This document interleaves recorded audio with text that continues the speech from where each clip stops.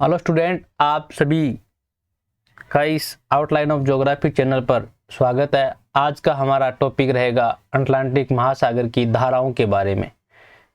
तो आपके सामने जो अटलांटिक महासागर का मैप है, इस मैप के माध्यम से हम अटलांटिक महासागर में कौन कौन सी धाराएं चलती हैं, किस क्षेत्र में कौन सी धारा है, कौन सी गर्म है, कौन सी ठंडी है, इन सभी के बारे में जानेंगे। तो आपको सामने ये दिख रहा है, ये विषुवत रेखा है, यानी ये 0 डिग्री है। अब बात करें तो हमारी पृथ्वी पश्चिम से पूर्व की ओर घूमती है और धाराएं पूर्व से पश्चिम की ओर चलती हैं। तो सबसे पहले यहां से एक धारा चलती है,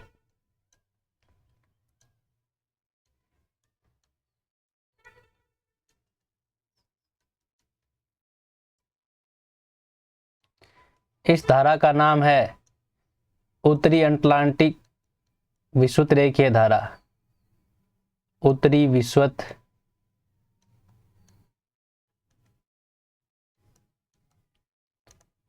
रेखीय धारा। उसके बाद में यहां पे एक धारा चलेगी,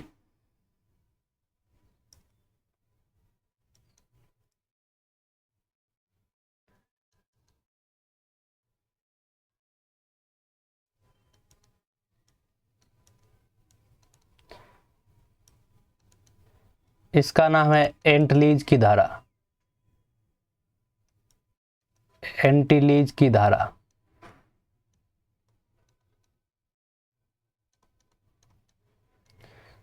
और एक धारा यहां पे मेक्सिको की खाड़ी में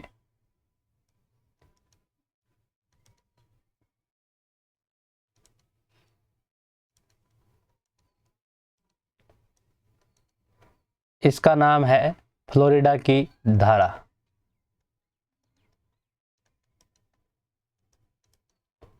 फ्लोरिडा की धारा। उसके बाद में बात करें तो इन दोनों धाराओं के मिलने से एक धारा का निर्माण होता है, इसे कहते हैं गल्फ स्ट्रीम की धारा। गल्फ स्ट्रीम धारा।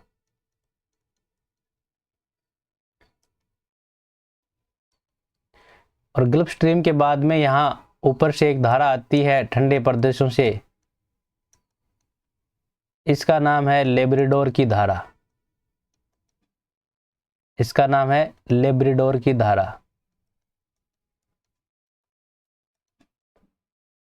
लेब्राडोर की धारा। और इधर से भी एक धारा आती है, ये ग्रीनलैंड द्वीप है, ये ग्रीनलैंड है। और ग्रीनलैंड के पूर्वी साइड से एक धारा आती है,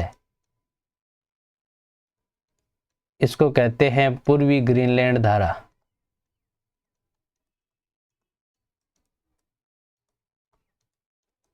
पूर्वी ग्रीनलैंड धारा। उसके बाद में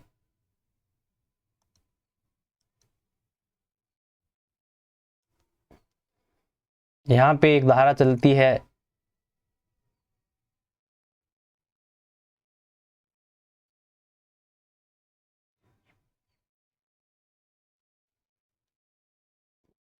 इसका नाम दिया जाता है,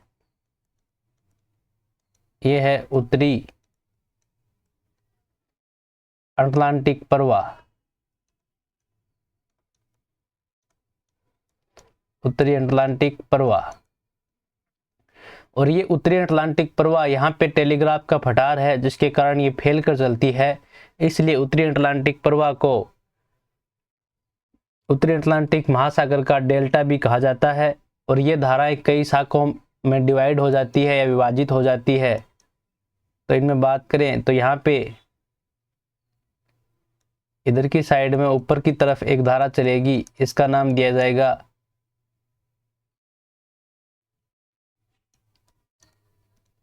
न्यू इरमिंजर।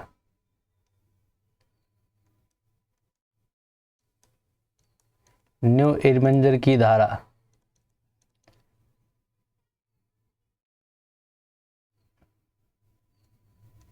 एक धारा इधर की तरफ और चलती है, उसका नाम है नॉर्वेजियन धारा। नॉर्वेजियन धारा। और यहाँ पे इंग्लिश चैनल में,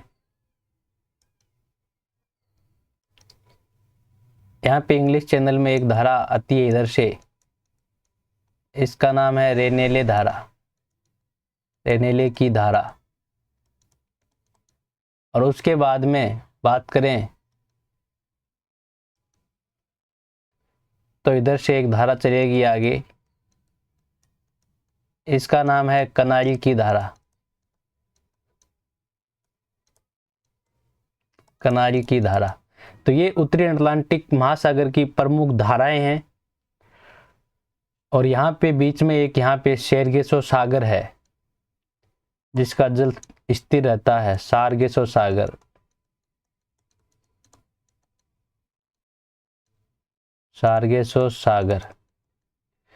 तो इस प्रकार उत्तरी विषुवतरेखीय धारा एंटलीज और फ्लोरिडा और गल्फ स्ट्रीम, उत्तरी अटलांटिक प्रवाह, फिर केनारी की धारा, ये सभी धाराएं मिलकर एक वर्ताकार सर्किल का निर्माण करती हैं। इसको कहते हैं गायर।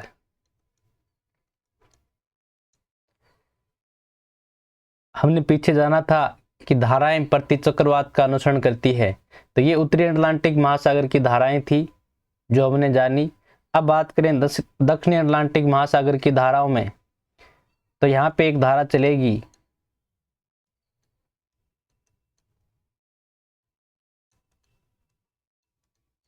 ब्राजील तट तक, इसका नाम है दक्षिणी विषुवतरेखीय धारा। इसके बाद में ये धारा तट से टकराने के बाद में यहाँ पे नीचे की ओर धारा चलेगी ब्राजील तट के समानांतर, इसका नाम देंगे ब्राजील की धारा, ब्राजील की धारा। और इसके बाद में बात करें तो यहाँ से नीचे से एक ठंडी धारा आती है फॉकलैंड द्वीप के पास से, इसका नाम है फॉकलैंड की धारा।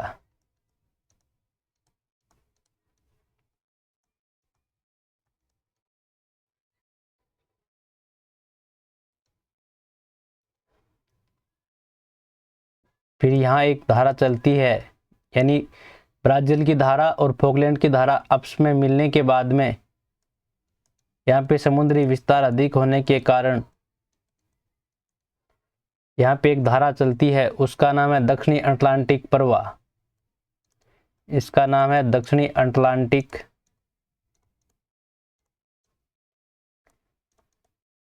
प्रवाह। उसके बाद में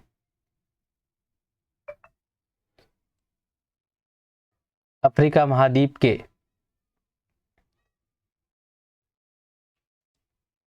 पश्चिमी साइड में यहाँ पे एक धारा चलती है, इसका नाम है बेगुला की धारा।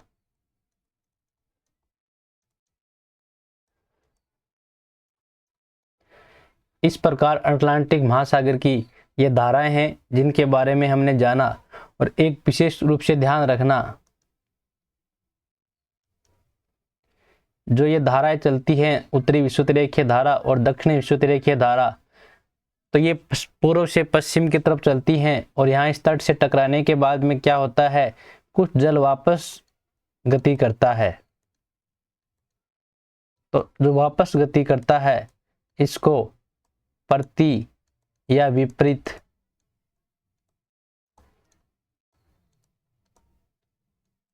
विषुवतरेखीय धारा या यहाँ पे इसको गिनी की धारा भी कह देते हैं, गिनी की धारा। तो ये उत्तरी अटलांटिक और दक्षिणी अटलांटिक महासागर की धाराओं के बारे में हमने जाना। ये इन महासागरों की प्रमुख धाराएं थी।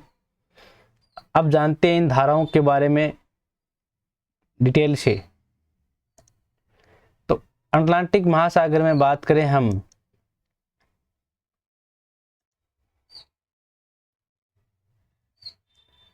तो अटलांटिक महासागर की धाराओं को हमने दो भागों में विभाजित किया। सबसे पहले उत्तरी अटलांटिक महासागर की धाराएं।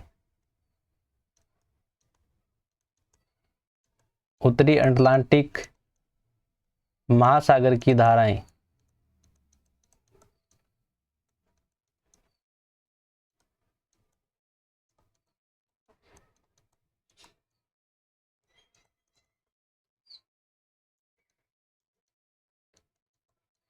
इसमें सबसे पहले हमने बात की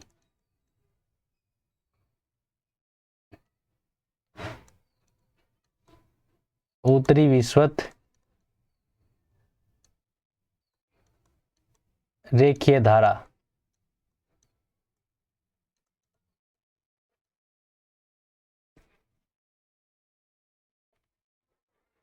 उत्तरी विषुवत रेखीय धारा की बात करें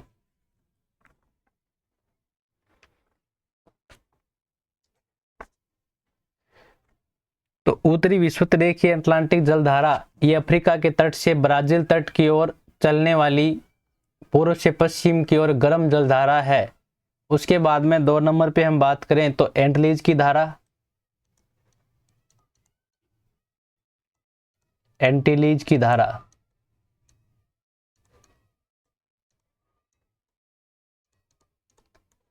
एंटीलीज की धारा क्यूबा के पूर्व में बहने वाली एक गर्म जलधारा है। उसके बाद में 3 नंबर पे हमने बात की थी फ्लोरिडा की धारा।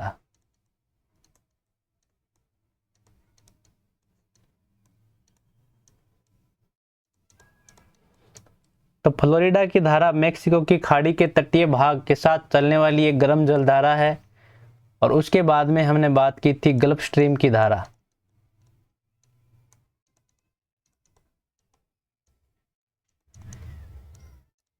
गल्फ स्ट्रीम की धारा।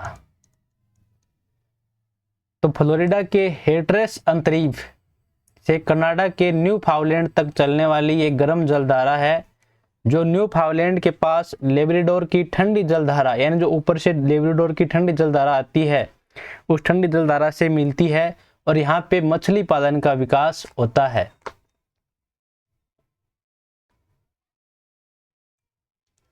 फिर बात की हमने लेब्राडोर की धारा।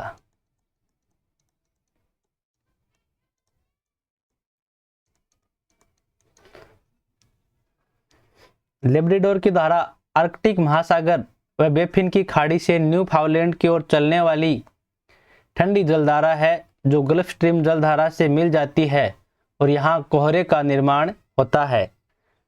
उसके बाद में हम 6 नंबर पे बात करें तो वो भी ठंडी जलधारा थी पूर्वी ग्रीनलैंड की धारा। पूर्वी ग्रीनलैंड की धारा। तो ग्रीनलैंड में बर्फ से पिघलने से पूर्वी ग्रीनलैंड जलधारा का विकास होता है। और उसके बाद में हमने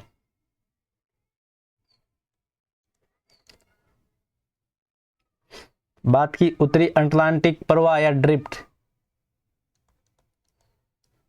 उत्तरी अटलांटिक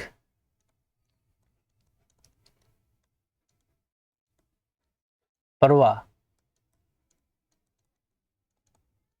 या ड्रिफ्ट 40 डिग्री उत्तरी अक्षांशों के पास पछुआ पवनों के प्रभाव से गल्फ स्ट्रीम का गर्म जल उत्तर पूर्व की ओर उत्तरी अटलांटिक प्रवाह के रूप में बहता है, जो वीवियल थॉम्स कटक से टकराकर 3 उप भागों में बंट जाती है। इसके 3 उप विभाग हैं। तो इसमें 1 नंबर हमने बात की थी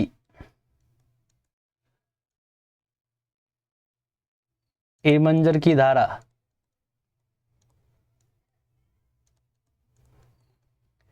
आइसलैंड के पूर्वी तट के साथ उत्तर की ओर चलने वाली ये गर्म जलधारा है।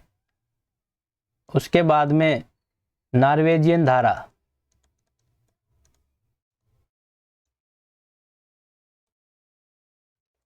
नॉर्वेजियन की धारा तो नॉर्वे तट के साथ उत्तर की ओर बहने वाली गर्म जलधारा है, जिससे नॉर्वे के बंदरगाह पूरे वर्ष भर खुले रहते हैं। वैसे नॉर्वे के बंदरगाह क्या है कि ठंडे क्षेत्रों में है तो वहाँ बर्फ जमी रहती है, लेकिन नॉर्वेजियन धारा की वजह से वो पूरे वर्ष भर खुले रहते हैं, क्योंकि नॉर्वेजियन एक गर्म जलधारा है और अपने साथ गर्म जल को नॉर्वे तक ले जाती है।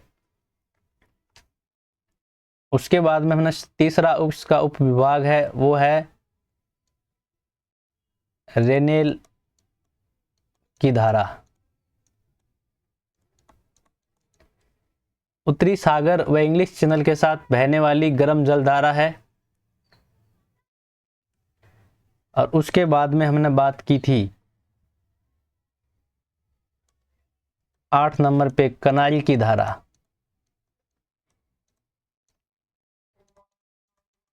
जो एक ठंडी जल धारा है।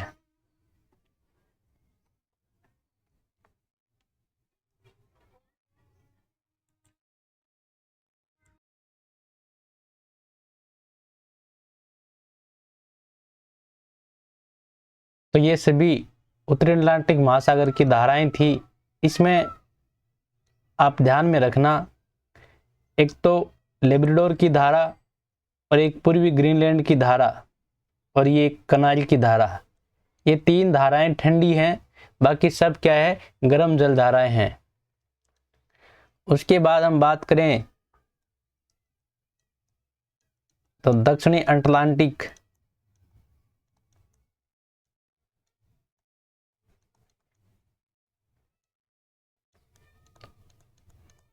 महासागर की धाराएं। दक्षिणी अटलांटिक महासागर की धाराएं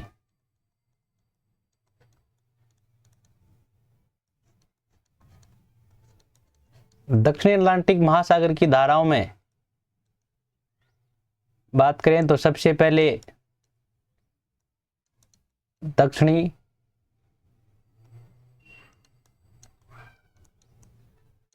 अटलांटिक विषुवतरेखीय धारा। विषुवतरेखीय धारा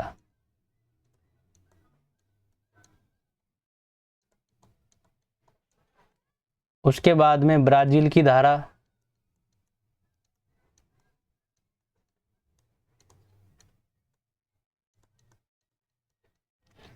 और उसके बाद में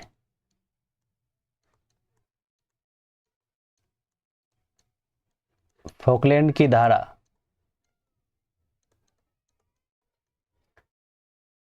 और उसके बाद में बात करें तो दक्षिणी अटलांटिक प्रवाह।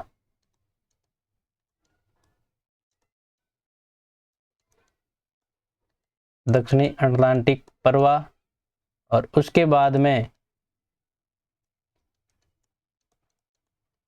बेगुला की धारा। और एक धारा जो दोनों महासागरों में चलती है वो है प्रति या विपरीत।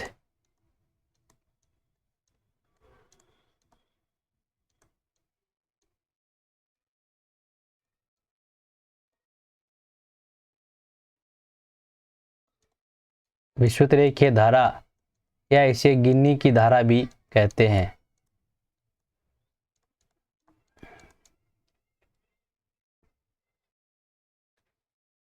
अब इसमें बात करें तो दक्षिणी विषुवतरेखीय अटलांटिक धारा जो अफ्रीका के तट से ब्राजील तट की ओर चलने वाली एक गर्म जल धारा है। ये गर्म जल धारा है। उसके बाद में ब्राजील की धारा, ब्राजील के तट के साथ दक्षिण की ओर चलने वाली गर्म जल धारा है जो उरुग्वे और अर्जेंटीना के तट के पास फॉकलैंड की ठंडी जल धारा से मिलती है, जिससे कोहरे का निर्माण होता है और वहां पर क्या है, मछली पालन का विकास होता है। उसके बाद हम बात करें तो दक्षिणी अटलांटिक प्रवाह, तो ये ब्राजील की धारा यानी 40 डिग्री दक्षिणी अक्षांशों के पास पछुआ पवनों के प्रभाव से दक्षिणी पूर्व की ओर मुड़ती है, जिससे अंटार्कटिका महाद्वीप के बर्फ का जल मिलने से यह ठंडी जलधारा हो जाती है।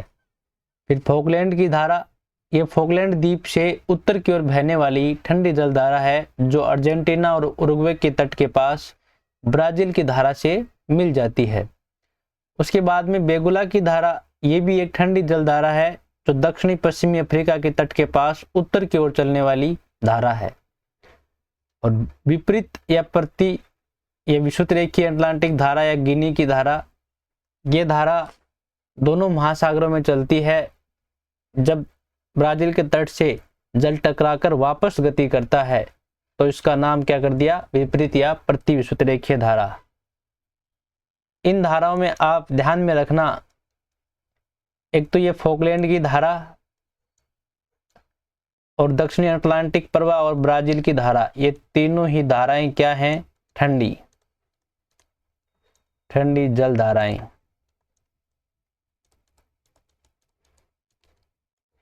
तो आज हमने अध्ययन किया अटलांटिक महासागर की धाराओं के बारे में और उनको हमने मैप में भी देखा कहाँ कहाँ चलती हैं, किन क्षेत्रों को प्रभावित करती है, इन सभी के बारे में।